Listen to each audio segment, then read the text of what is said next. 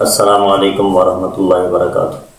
مشکلات اور پریشانیاں انسانی زندگی کا حصہ ہیں اور یقیناً ان مشکلات اور پریشانیوں سے کسی نہ کسی وقت بھی ہر انسان کو گزرنا پڑتا ہے۔ یقیناً آپ بھی اپنی پریشانیوں، اپنی مشکلات، دیگر ٹینشنوں سے نکلنے کے لیے کسی نہ کسی بزرگ، کسی اللہ کے ولی کا کوئی وظیفہ، کوئی مجرب عمل کر رہے ہوں گے۔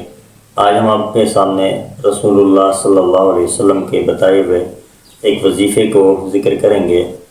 آپ صلی اللہ علیہ وسلم کی زبان مبارک سے نکلے ہوئے کلمات بلا شک و شبہ عند اللہ مقبولیت کا درجہ رکھتے ہیں۔ جو تعلیم آپ علیہ السلام نے ہمیں دی ہے، اگر ہم اس پر عمل پیرا ہوں تو ہمیں بہت سارے دیگر وظیفوں سے جان چھوٹ جائے گی۔ آپ صلی اللہ علیہ وسلم نے ایک وظیفہ بیان فرمایا ہے اور امت کو تعلیم دی ہے، اور وظیفہ ہے لا حول ولا قوت الا باللہ۔ حضرت ابو موسیٰ اشعری رضی اللہ تعالیٰ عنہ فرماتے ہیں کہ آپ صلی اللہ علیہ وسلم نے جنت کے خزانوں میں سے ایک خزانہ قرار دیا ہے لا حول ولا قوت الا باللہ۔ اور حضرت ابو موسیٰ اشعری رضی اللہ تعالیٰ عنہ فرماتے ہیں کہ مجھے میرے حبیب صلی اللہ علیہ وسلم نے تعلیم دی ہے کہ میں زیادہ سے زیادہ لا حول ولا قوت الا باللہ کا وظیفہ کروں۔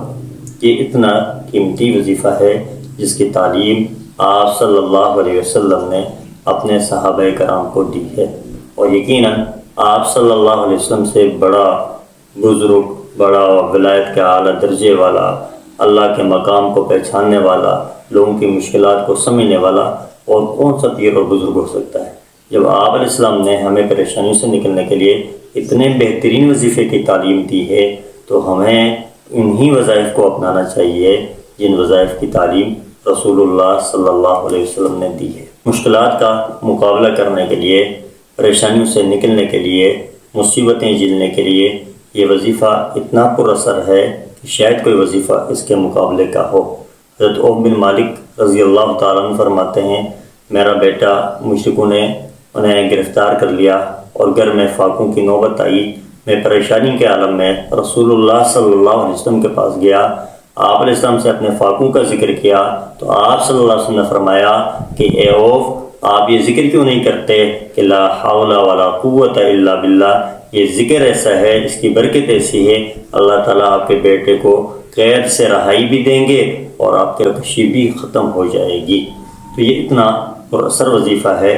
مالی پریشانیاں ہوں، جانی پریشانیاں ہوں، گھریلو پریشانیاں ہوں، ان وظائف کو اپنائیں۔ البتہ ایک بات یاد رکھ لیجئے گا، ہم بہت سارے وظائف کرتے ہیں، ہمیں بہت سارے لوگ وظائف بتاتے ہیں، لیکن وظائف کے ساتھ ساتھ پرہیز نہیں بتاتے۔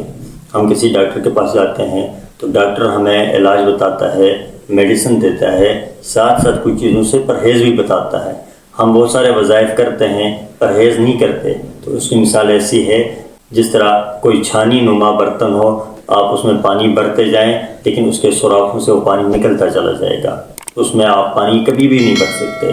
بےنی جو آدمی وظائف بھی کرتا ہے اور ساتھ ساتھ گناہ کرتا ہے، خاص طور پر حرام کھانا، حرام پینا، حرام بولنا، حرام سننا، حرام کھانا پینے کی چیزیں ہیں، حرام بولنا، غیبت ہے، چغلی ہے، اور اسی طریقے سے حرام سوچنا، کسی کے بارے میں برا سوچنا، برے خیالات اپنے ذہن میں رکھنا۔ اگر اس طرح کی برائیوں میں بندہ ملوث ہو اور ساتھ وظائف بھی کرے تو یہ اس برتن کی طرح ہے جس میں سوراخ ہی سوراخ ہوں اور آپ اس میں پانی بھرنا چاہیں تو آپ کبھی پانی نہیں بھر سکتے۔ تو وظائف ضرور کریں، لیکن وظائف کے ساتھ ان غیبت کے، چغلی کے، حسد، کینہ، بغض، عداوت، نفرت، نامناسب گفتگو، ناجائز گفتگو، حرام کاموں کا ارتکاب، ان چیزوں سے اپنے آپ کو بچا لیجیے گا، پھر دیکھ لیجیے گا کہ یہ وظائف کتنے کارآمد ہوتے ہیں۔